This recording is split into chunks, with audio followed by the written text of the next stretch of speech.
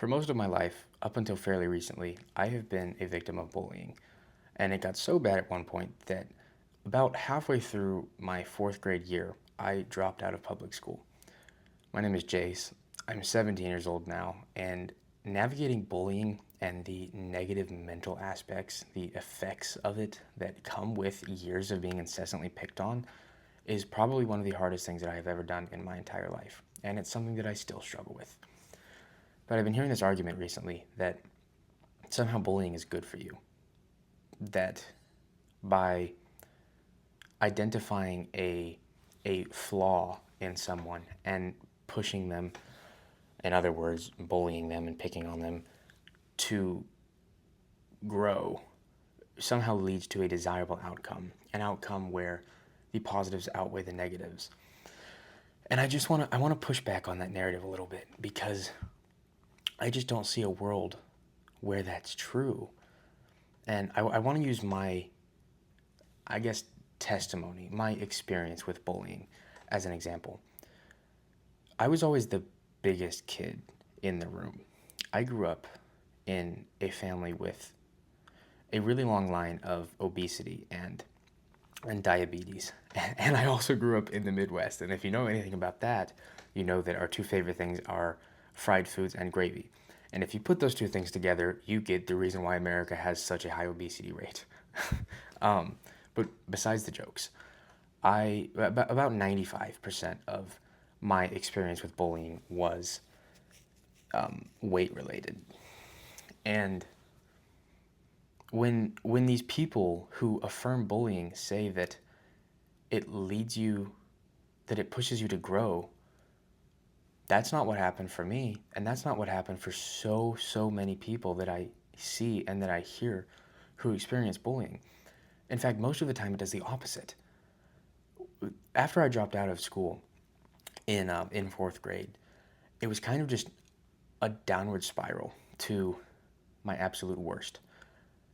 When I was 14 years old, I hit I believe my peak weight was 297.3 pounds, basically 300, so we're going to call it that. But I was 300 pounds at 14 years old. And here's a picture of me if you're curious. But I was also at my absolute worst mental state. I mean, I stayed in my room for days. I wouldn't shower for a week sometimes 2 weeks. Brushing my teeth was a struggle daily.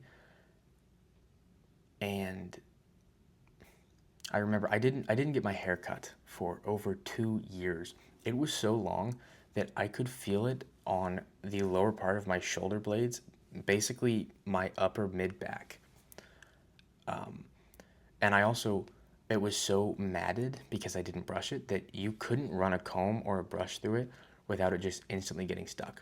And I would have to get my mom to untangle my hair from the brush. I actually want to tell you, my diet was horrid as well. I remember there was this one meal that I made.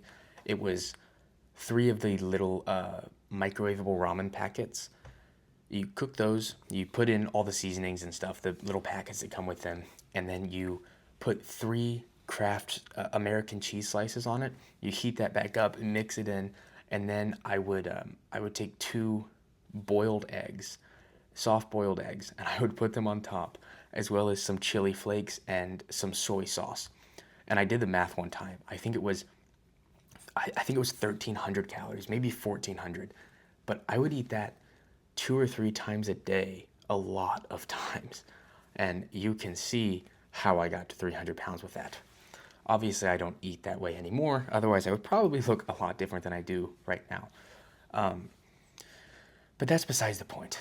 If bullying pushed you towards growth, then why did it push me so far down this rabbit hole of obesity and of just terrible mental health? Why did I get so much worse if, according to all these people, it makes you better?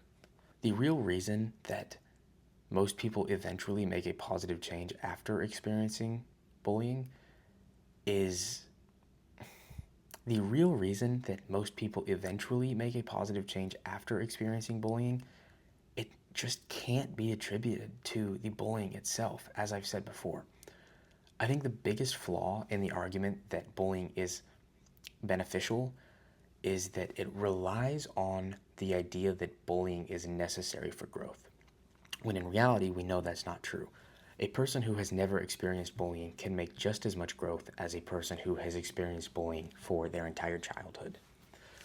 The reason that most people who do get bullied get worse before they get better is because bullying like shackles your mind almost. It limits you. It imposes these limits, these ideas that you are what these people are saying that you are.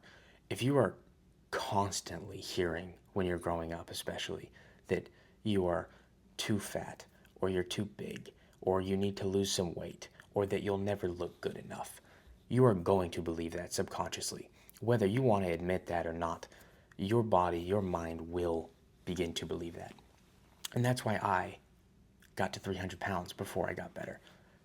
Because subconsciously, that's what I believed, that I was just meant to be this fat loser who never did anything with his life, who never got better and got the body that he wanted.